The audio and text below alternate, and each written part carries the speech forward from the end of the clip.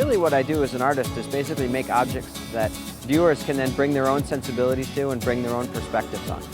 My name's Jack Howard Potter, and I'm a figurative steel sculptor. This piece is called Descending Night.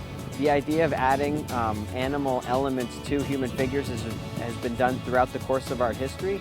And so I think what it does in sculpture is it sort of adds a different perspective to the figures, But I find that when you incorporate elements into the sculpture that are unique or that are, different in some way, like wings, it really gives people the chance to see something different. Someone may walk by and say, I see an angel. Another person might walk by and say they see a devil.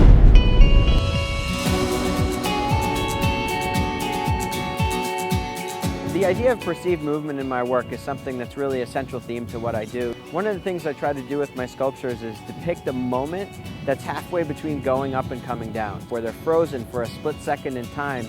The moment in reality lasts microseconds in time, but there is a frozen state. And so I'm really trying to capture that moment in steel. And using the steel to capture something very light and lyric is also something that I really try to sort of surprise the viewers with. Each rod of steel is bent by me by hand. I bend all the rods cold. I don't use any heat when I bend them.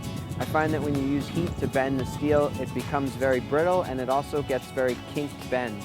I really like these long, flowing, smooth bends, and I can only achieve that by bending them when they're cold. But each rod fits perfectly in line with the one either before it or after it, so that it really generates that beautiful, flowing, organic shape.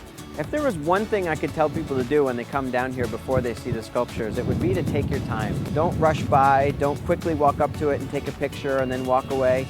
Stand in front of the sculptures that are going to be down here and have an experience with the artwork. There's a conversation that goes on between an object and a viewer that has a lot to say.